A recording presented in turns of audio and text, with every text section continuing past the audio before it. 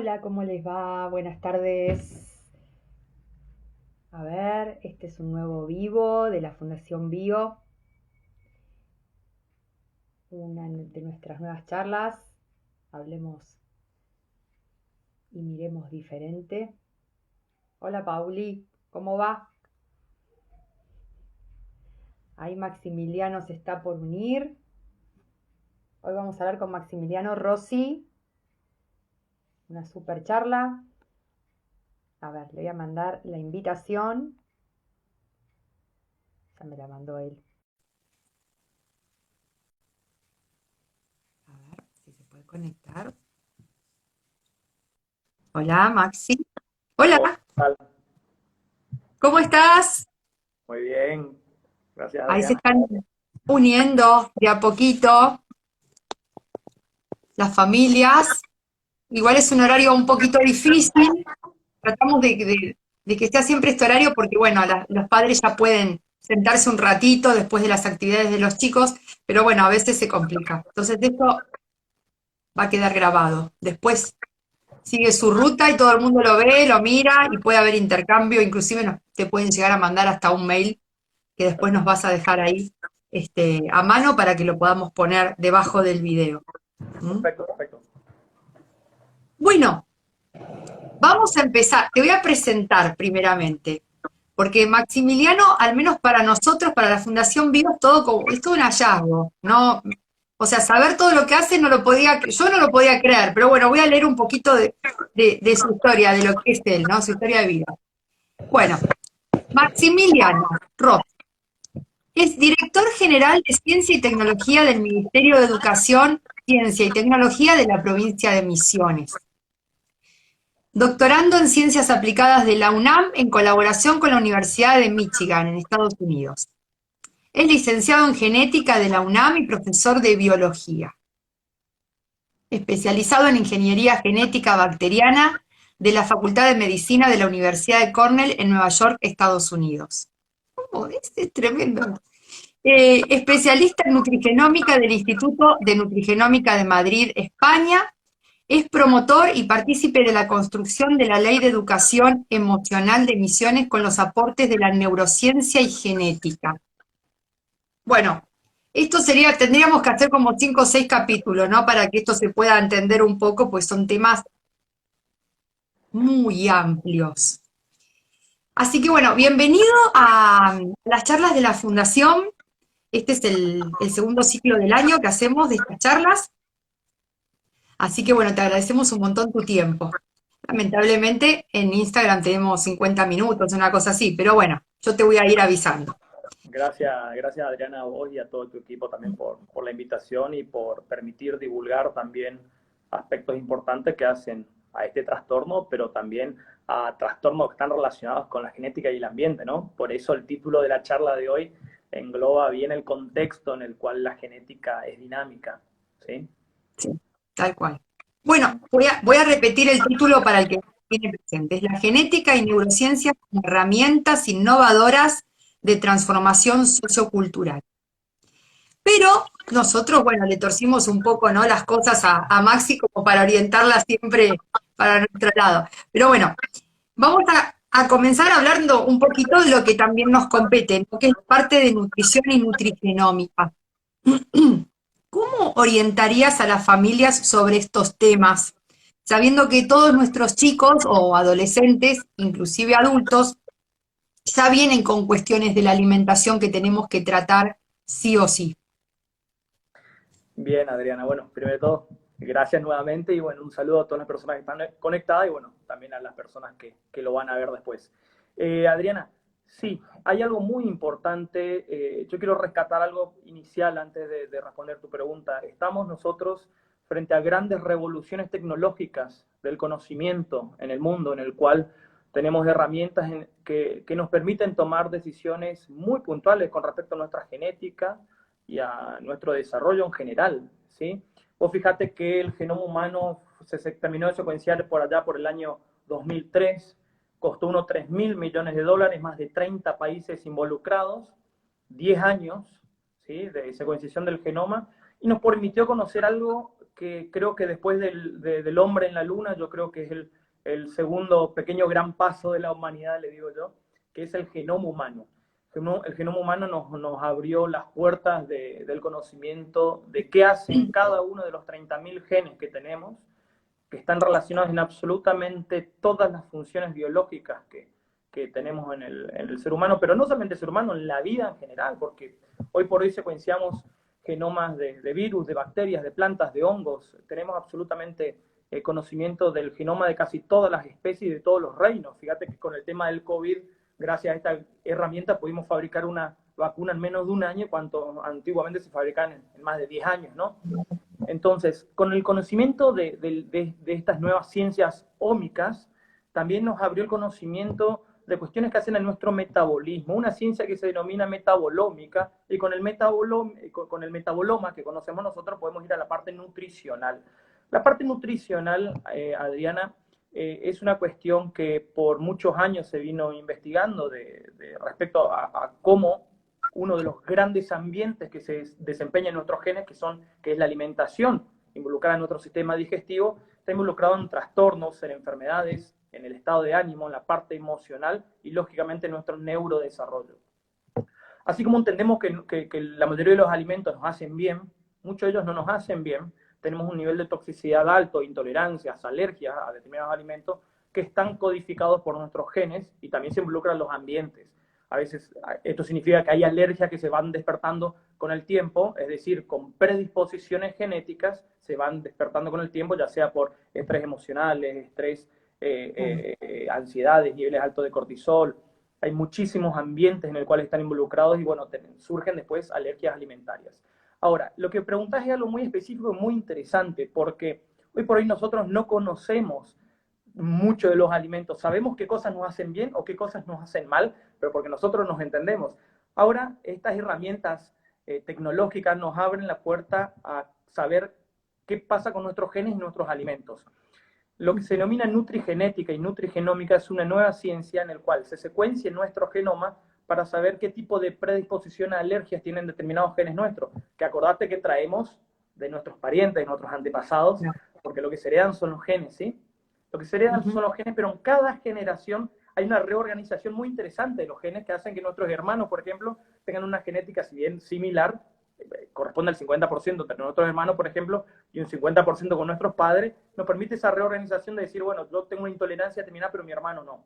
Esto se sabe gracias a la secuenciación del genoma, en el cual nos permite identificar genes que estén relacionados a intolerancias. Ahora también hay una cuestión metabólica, que es la secuenciación mediante IgG, que son inmunoglobulina G.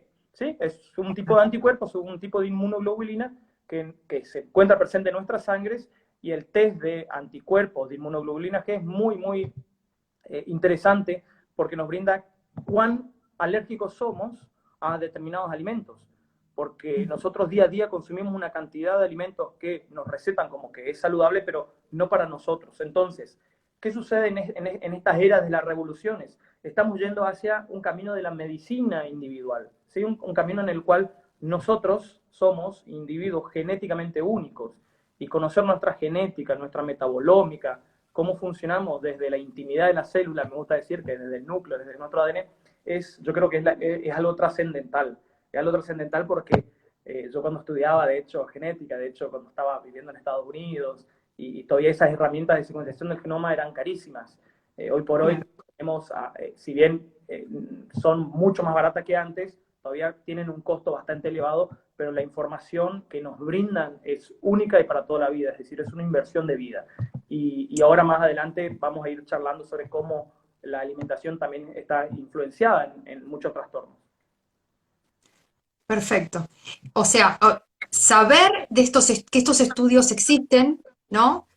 Lamentablemente, no muchos son de nuestro país, hay que reconocer eso. Yo creo que vamos camino a, ¿no? O sea, ya en algunos lugares se están viendo. Lo que no nos dan como argentinos son los costos, obviamente. Pero bueno, al menos existen. Sabemos que en algún momento podemos chequearnos y podemos saber un poco más, ¿no? A veces toda esta ayuda que antes era impensada, hoy nos pueden abrir un montón de caminos, más que nada cuando hablamos de personas con estas cuestiones, ¿no? Que tienen tanta comorbilidad, tantas cosas por tratar. Bien, y vos crees, yo me fui anotando, para los que me ven leyendo, pero sí, pero pues si no me pierdo, en la charla me voy por las ramas. ¿Crees que la epigenética puede impactar tanto en nosotros como para tener un crecimiento exponencial de la población con cuestiones del neurodesarrollo? Sí, vos sabés que hay algo, otra cosa que me fascina muchísimo, Adriana, y es la epigenética. Vos sabés que hace muchos años atrás, cuando se hablaba de epigenética, te estoy hablando hace 15 años atrás, hablamos de epigenética y de terapia génica como algo inventado de ciencia ficción, ¿no es cierto? Algo Sí. increíblemente que era raro pensar. Ahora la gente se va a preguntar qué es la epigenética. Primero todo, la genética, para los que no saben, la genética o la genética es el estudio de nuestro genoma y cómo este genoma forma parte de toda nuestra arquitectura del organismo, pero también nuestra herencia, ¿no? Habla también de herencia, de evolución y de genes.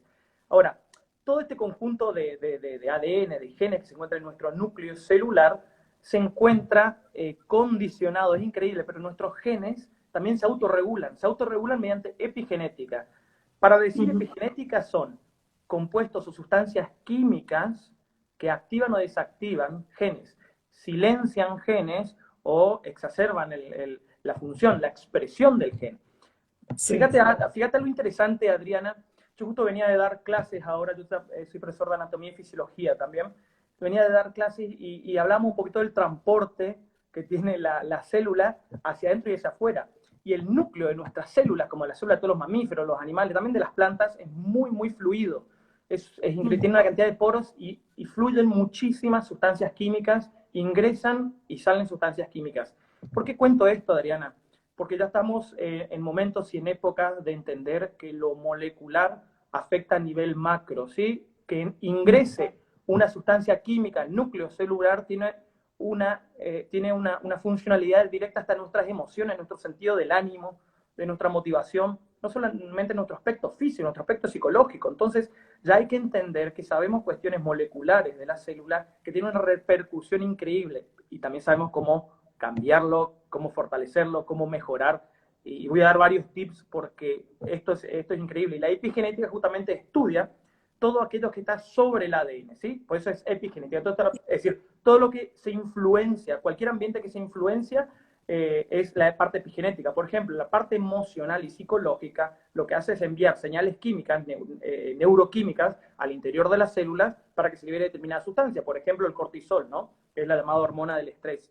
Es decir, en situaciones de estrés, que es una cuestión de supervivencia, que tengamos el cortisol alto a veces para estar alerta, ingresa también a la célula y reacciona directamente con nuestros genes y hace que se expresen determinados genes y no se expresen otro. El problema es cuando es crónico y eso se acumula. Es un ejemplo, pero tenemos una cantidad de neurotransmisores, tenemos una cantidad de hormonas, sustancias químicas que apagan, que silencian genes, lo apagan o lo activan. Y esto hay que entender porque esta nueva ciencia de la epigenética nos brinda información increíble sobre nuestro aspecto presente y nuestras generaciones pasadas. Hay un paper interesante que dice que los hijos heredan el sufrimiento de los padres. Esto es algo increíble, es decir, ¿cómo es posible esto? ¿No? Yo quemaría mi título si decía esto antes, ¿no? Pero lo que también se está heredando y se sabe es el epigenoma. El epigenoma son todas las condiciones ambientales que va de la mano del óvulo y el espermatozoide, ¿sí? A ver, son las cuestiones que se encuentran en el citoplasma y van acarreadas. Son como esos broches que van en el tendal de ropa, es decir, no solamente se hereda la remera, ¿no? Del padre a la madre, sino se hereda esos broches que van colgados. Y Claro. ese epigenoma también tiene influencia en nuestra genética actual. Este estudio de una revista de Estados Unidos, un paper bastante interesante, hacía un estudio sobre hijos de padres de la guerra civil, ¿sí? Y veían que morían a corta edad, entre 30 y 38 años, por problemas cardíacos. Y era una herencia solamente masculina.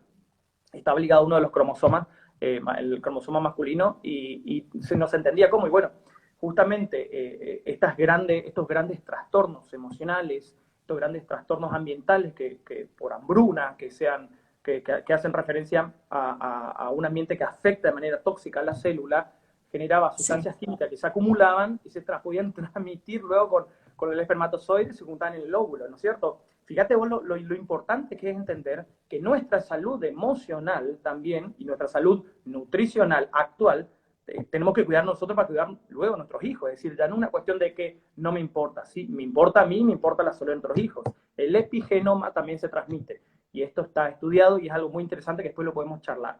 Entonces sí, respondiendo a tu pregunta, conociendo el epigenoma podemos aumentar nuestra calidad de vida, nuestro neurodesarrollo, y algo importante que existe en el neurodesarrollo, porque hay un estudio también de una canadiense, Vivette Glover se llama, una investigadora que hablaba sobre la ansiedad en mujeres embarazadas, ¿sí? En el estado prenatal. Y veía qué sucedía con mujeres altamente ansiosas, tenían niveles de cortisol altísimos, pero el tema era que el alto cortisol en el neurodesarrollo embriológico hacía que muchas de las células neuronales no migren para formar las partes de los lóbulos del cerebro, para conformar el cerebro del feto, lógicamente. Sí. ¿Y qué sucedía? Había niños que tenían problemas cognitivos, mala conducta, y conductas delictivas también, y bajo coeficiente intelectual. Y fíjate que estamos hablando de aumento del cortisol en mujeres embarazadas, Sí. es decir, fíjate cómo eso involucra directamente en el neurodesarrollo, y conocer estas cuestiones es increíble y trascendental. Y otra cosa, Adriana, discúlpame, esto tampoco, a ver, la genética no es determinista, no es que significa heredo esto y es esto. No, hay muchas cuestiones ambientales que cambian y podemos cambiar y podemos revertir. En este estudio se analizó mucho que la leche materna, el contacto físico de la madre con el hijo, las cuestiones emocionales, hacían que estos broches salgan, se despeguen y tengan una vida con mejor calidad de vida, en realidad. O sea, había cuestiones increíbles, ¿no? Eso es lo que te iba a preguntar, Maxi, porque, o sea, lo que decís de cuidarnos nosotros para nuestros hijos, bueno, la verdad que recién ahora, hace unos años lo empiezo a escuchar, no por descuidarme durante los embarazos, yo ya soy una mamá grande, pero me refiero a que todo esto de la genética, la epigenética, lo escucho hace poco tiempo, al menos yo, que no estoy en este tema no tan específico. Ahora, cuando nuestros hijos tienen alguna cuestión del neurodesarrollo, esa expresión genética o esas cuestiones, sí, trabajándolas se pueden llegar, ¿no?, a cambiar. Sí, de hecho hay dos grandes ambientes importantes de cambio, que es la nutrición saludable y ejercicio físico. Ambas cuestiones de la ejercitación física y la nutrición son dos pilares importantes para poder revertir un epigenoma negativo, ¿sí? Para revertir muchas de las sustancias que son tóxicas para nuestros genes, pero hay muchísimas cuestiones que hacen. La parte emocional también es algo increíblemente... Cuando yo digo emocional, no solamente me refiero a lo biológico, sino me refiero a lo biológico también. Estamos hablando de un cerebro que recibe información de los sentidos. La emoción significa el entendimiento de todo lo que nos rodea externa e internamente al cuerpo, tomado por nuestros sentidos e interpretado como una emoción, como una acción, ¿sí? Eso hay que entender. La emoción no es únicamente un sentimiento, ¿no? La emoción nace con la vida, ¿no? Desde la primera bacteria, hace 3.500 millones de años, la primera célula, el entendimiento del medio exterior mediante los primitivos sentidos químicos hasta la evolución de sentidos complejos como tiene el ser humano con un sistema nervioso central, periférico, etcétera, permite que tengamos emociones básicas y complejas, ¿sí? Y esas emociones básicas y complejas es un mundo químico, es un mundo epigenético que actúa constantemente. Fíjense un ejemplo importante de cuando alguien tiene una discusión en el día o tiene un mal momento, que después dice, me dio acidez, me dio dolor de cabeza, problemas gastrointestinales o malestar en general. Esos malestares no son más que una acción de receptores químicos, ¿sí?, que se están liberando en nuestro torrente sanguíneo, van a nuestras células, a nuestro tejido y tienen una acción negativa. Es decir, estamos hablando de que lo psicológico, la parte que involucra el sistema nervioso es meramente químico y tiene una acción biológica sobre nuestro cuerpo. Bien. Tremendo. Bueno, los problemas, justo recién mencionabas, los temas gastrointestinales en autismo. Ya sabemos, ya hay estudios, esto lo repito siempre, que hay estudios publicados que los pueden llegar a leer, hay páginas especializadas.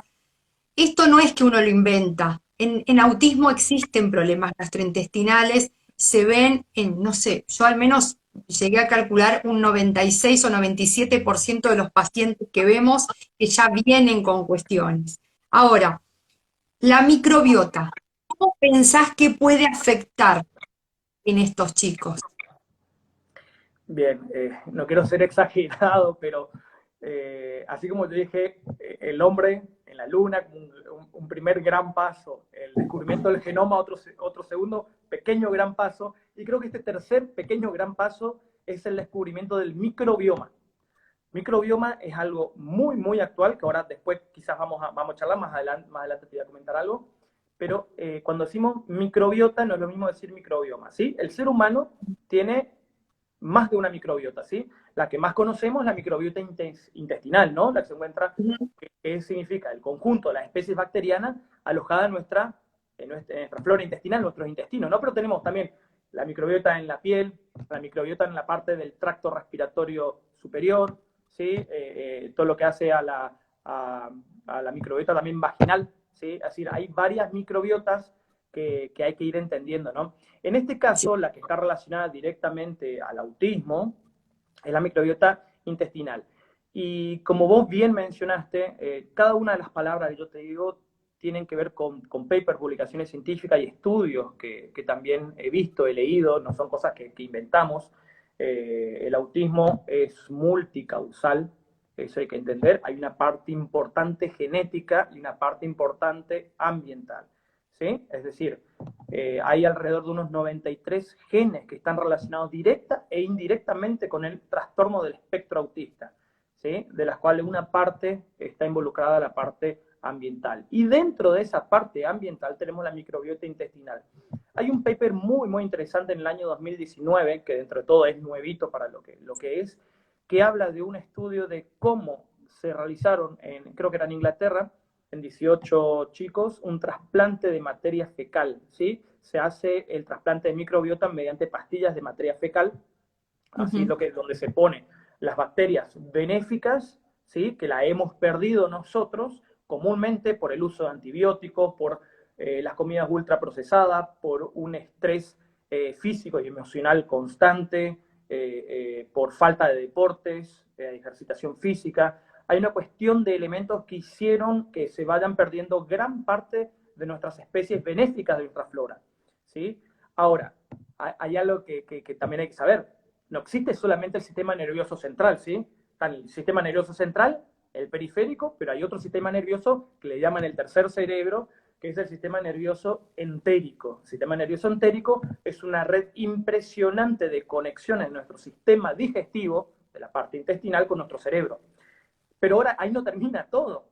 Las bacterias permiten que nosotros hoy estemos vivos. Y de hecho, somos más bacterias que células Sí. eucariotas humanas. Es algo increíble. Entonces, cabe pensar que lo que ocurra en nuestra flora intestinal repercute directamente en nuestra biología. Pero no solamente en nuestra biología, en nuestras emociones. Están relacionadas directamente con nuestros estados de ánimo y motivación.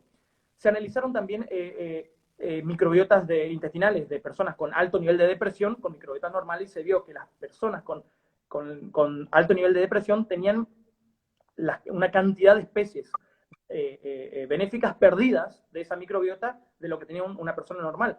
Y de hecho, gran parte de la serotonina y melatonina se centra en la parte de la microbiota, ¿sí? Donde se produce y va directamente a la parte del sistema nervioso central. Entonces, cabe destacar que sí existe una conexión directa entre las especies bacterianas benéficas de nuestra flora intestinal con, por ejemplo, el trastorno del espectro autista. Tiene muchísimo que ver. En este estudio que te comentaba de Inglaterra, este especialista haciendo la transferencia de especies benéficas de la flora intestinal, vio que se bajaba hasta un 50% de la sintomatología de la copatología que tenía, por ejemplo, de convulsiones o algún tipo de malestar gastrointestinal, renal, ¿sí? Con esta transferencia de microbiota. Así que sí, es increíble estos descubrimientos, por eso por ahí se recomienda tener una buena nutrición basada en probióticos a familias que tienen hijos con trastorno del espectro autista. manifestar, y ahí de hecho después puedo pasarles algunas de las especies bacterianas benéficas más utilizadas que fueron los que dieron resultados, porque son miles, pero hay algunas que son las que mejores resultados dieron y sí, esto está totalmente confirmado. Lógicamente, una población es muy pequeña, pero se debería hacer estudios en poblaciones más grandes, pero bueno, básicamente dieron buenos resultados. Bien. Bueno, bueno. Vamos a un tema. Mira, yo le voy a contar a todos. Hace un tiempito que tuve la primera charla con Maximiliano, él me hizo un comentario así como al pasar, ¿no? Y después yo me quedé recapitulando y dije, yo esto se lo tengo que preguntar, porque la verdad me quedó dando vueltas. A ver, hay un proyecto en las comunidades de pueblos originarios. Escuchen esto porque es genial. Y yo voy a hacer que Maxi lo comparta con nosotros para que todos sepan de qué se trata. A ver, Maxi. Ah, bien, perdón, pensé que decir. Sí, Adriana, ahí diste en el blanco, porque sin querer te comenté y realmente el estudio de este proyecto de microbioma global va a tener una repercusión, como te comenté, igual o similar al descubrimiento del genoma humano. Porque hasta ahora sabemos lo que corresponde a nosotros. Nosotros como seres humanos tenemos el genoma, pero no sabemos en general qué sucede en el ADN de todas nuestras especies bacterianas, de todas nuestras microbiotas. Eso involucra el proyecto Microbioma Global, que yo estoy colaborando y llevando a cabo también desde Misiones, junto con la provincia de Salta también, con pueblos originarios. Esta iniciativa la lleva adelante el MIT, que es el Massachusetts Institute of Technology de Estados Unidos, que ya lo hizo en 37 países, lo estamos por hacer ahora en Argentina y continúan haciéndolo en todo el mundo. Ahora, ¿por qué lo hacen en pueblos originarios y no en personas urbanas? Bueno, urbanas también se tiene, pero la muestra mayoritaria es en pueblos originarios. Porque los pueblos originarios son los que menos expuestos estuvieron a la contaminación nutricional, a la contaminación de medicamentos, de antibióticos, ¿sí? A lo que reservaron, tienen un reservorio potencial y enorme de comunidades bacterianas benéficas que nosotros muy probablemente ya lo perdimos hace muchísimo tiempo. Entonces, lo que hacen ellos, van país por país, buscando lugares donde tengan pueblo originario. En este caso, hay muchos lugares en Argentina, pero bueno, escogieron la comunidad Mbia Guaraní en Misiones y los Wichis en Salta para empezar a hacer este estudio. Se toma muestras de materia fecal, muestras del tracto respiratorio, también de piel y en algunos casos vaginal también, para hacer la secuenciación global del microbioma. Se secuencia por países, por comunidades y después se hace como una gran solapa de ver cuáles son las bacterias de la A a la Z que existen en todo el mundo. Fíjate la trascendencia de este proyecto que nos permitan descubrir la cura, por ejemplo, contra el Alzheimer, un posible tratamiento o cura contra el TEA, ¿no? Viendo cómo directamente las especies bacterianas están involucradas en nuestro neurodesarrollo, por ejemplo. Yo creo que va a ser algo que nos va a cambiar la vida, conocer el microbioma humano, el proyecto Microbioma Humano. Yo sé que va a ser un proyecto trascendental, igual que el genoma. Igual estas ciencias, para el poco tiempo que tiene la humanidad, están en pañales todavía, pero van a generar herramientas en el cual ya no vamos a tomar cualquier medicamento, a comer cualquier cosa, a decir esto alternativo, sí, esto no. No, vamos a empezar a hacer con conocimiento cierto de lo que nos pasa y cómo nos pasa. Y el por qué sabemos, porque es la parte evolutiva, ¿sí? Siempre el por qué nos da la opción de la evolución con la genética comparada, por ejemplo. Pero sí, este proyecto lo estamos llevando a cabo ahora en Misiones y en Salta. Se van a secuenciar este año las microbiotas de estos pueblos originarios y se van a comparar con una pequeña muestra de microbiotas de la población urbana, ¿sí? Para también hacer un contraste de qué especies se perdieron. Ah, es algo fascinante, la verdad que es espectacular. Yo me quedé tan impactada cuando me lo mencionaste que, bueno, por eso quise que lo comentaras un poco. A ver, en resumen, ¿vos qué mensaje darías? Más allá, la nutrición sabemos que es la base o la respuesta a muchas cuestiones, ¿no? También el cambio de acá, empezar a modificar un poco cómo nos alimentamos, el tiempo que le damos al sentarnos a comer, el manejo de los alimentos y un montón de cosas, pero ¿qué mensaje a vos te parece que le podemos dar a todos los que nos escuchan con respecto, vamos por el lado del neurodesarrollo, ¿no? Por supuesto, pero bueno, ¿por dónde arrancamos? Sí, mira Adriana, yo estoy haciendo un mega resumen, no te das una idea de cuánto se puede hablar de esto, es mucho, es amplio, daríamos un tema por día en realidad, pero hay mucha gente que quiere respuestas y necesita respuestas también. Yo siempre doy mensajes esperanzadores, con mucha esperanza, porque el conocimiento, como yo siempre digo a mis estudiantes, se construye sobre más conocimiento y la ignorancia sobre más ignorancia. Entonces, nosotros estamos echando luz sobre herramientas que antes no teníamos, las herramientas del genoma, metabolómica, del epigenoma, de todo lo que hace al microbioma. Son herramientas que van a dar respuestas muy, muy interesantes hacia futuras curas de enfermedades que hasta el día de hoy solamente tienen tratamiento. Yo creo que en los próximos 10 años van a existir tratamientos muy efectivos que puedan llegar a neutralizar muchas las enfermedades y hasta curas. ¿Por qué? Aunque nosotros digamos que las enfermedades existen por cuestiones ambientales, hereditarias, hay una cuestión, un factor genético que es clave, es importante. Fíjate vos que nosotros hoy por hoy sabemos qué hace cada uno de nuestros 30.000 genes, en qué están involucrados, cómo los genes interactúan con los ambientes. Hay una formulita genética que dice genotipo por ambiente es igual a fenotipo. Fenotipo significa todo lo que se expresa, todo lo que vemos, ¿sí? Interno, externo, ¿no? Pero el ambiente, hoy sabemos que todos los ambientes, mira que cuando yo digo ambiente hablo no solamente de los factores físico-químicos del ambiente, de la contaminación ambiental, del sol, de la humedad, la presión, sino también la escolaridad, la educación es un ambiente, el trato físico, el trato emocional, la ejercitación, la nutrición, todo lo que hace a nuestra autorregulación socioemocional también son ambientes que interactúan con nuestra genética. Los genes no son estructuras fijas, son estructuras que están constantemente activándose, desactivándose. Hay una dinámica impresionante dentro del núcleo celular que nosotros no entendemos todavía su inmenso potencial. Pero no entenderlo no significa que no suceda nada, sino que estamos abriendo luz sobre un campo muy interesante que nos va a traer muchas alegrías a futuro. Y con respecto al trastorno del espectro autista, se está sabiendo mucho de estas cuestiones genéticas y ambientales. Eso estamos viendo muchísimo.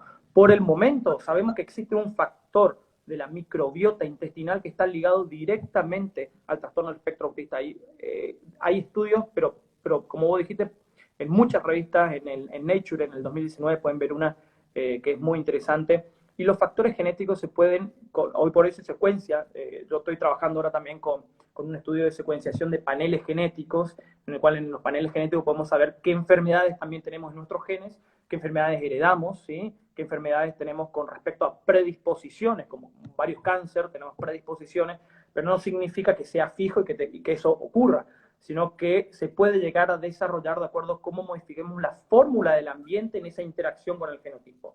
Acuérdense que hay una fórmula impresionante y a partir de eso nosotros podemos mejorar o empeorar. Eso hay que saber, pero lo que yo creo, Adriana, es que estamos evolucionando en el conocimiento, evolucionando en lo que es la parte de la farmacogenética también, es decir, cómo los fármacos o los medicamentos interaccionan directamente con nuestra genética. Porque hoy por hoy el problema que tienen los medicamentos con cada una de las personas que consumen, sea con este trastorno o alguna otra enfermedad, se relaciona con la dosis.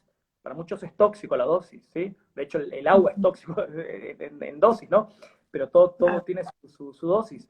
Ahora, me preguntaron mucho, por ejemplo, por el aceite de cannabis también, relacionado a una de las comorbilidades, que es la epilepsia refractaria.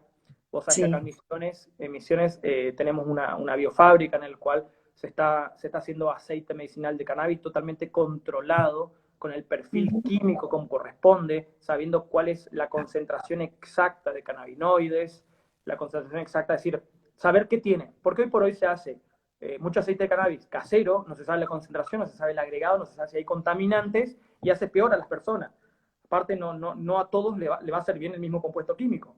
Eso Tal por ahí cual. también hay que aclarar, pero el cannabidiol, por ejemplo, que muchos me preguntaron, sí, tiene un efecto benéfico respecto a lo que es la epilepsia refractaria, sí, está comprobado, pero ahora, hay que entender también que hay que hacerse un estudio de farmacogenética, de nutrigenómica, también para saber cómo reacciona nuestra genética ante determinadas dosis de esas sustancias químicas. ¿Sí? No es únicamente yo me medico y esto me va a hacer bien, porque tu dosis no es la misma que la mía, ¿sí? Porque yo tengo una respuesta genética diferente, pero eso es así. Hay cuestiones que por ahí que hacen a cuestiones generales que sí reaccionamos de manera similar. Vos fíjate algo, Adriana, nosotros entre chimpancé y seres humanos somos entre el 98 y el 99% de similitudes, ¿sí? Pero entre nosotros, en la misma especie, nosotros somos 99,99% idénticos. Es decir, el 0,01% de diferencia hace que vos reacciones diferente al nivel de aspirina que yo o al cannabidiol. Entonces, Claro.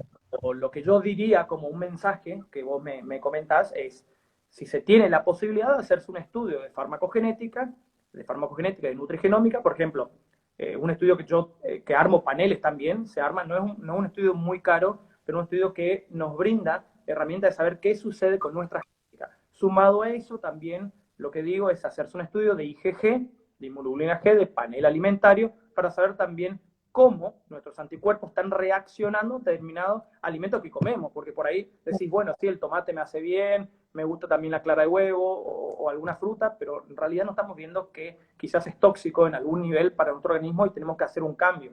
Muchos de los lácteos también están generando varias alergias alimentarias a muchas personas.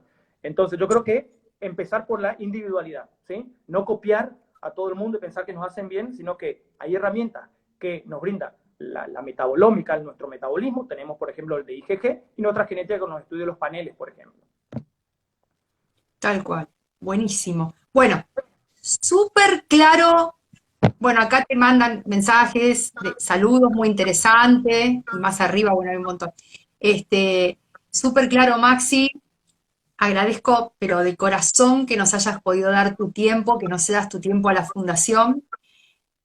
Repetimos que esto va a quedar guardado y además lo tenemos que volver a escuchar porque hay cosas que el que no está en el tema se ha perdido, pero súper claro, ¿no? Es bien conciso y fue bien al punto. Así que escuchen otra vez después la charla que se van a dar cuenta bien de todo lo que estuvimos hablando.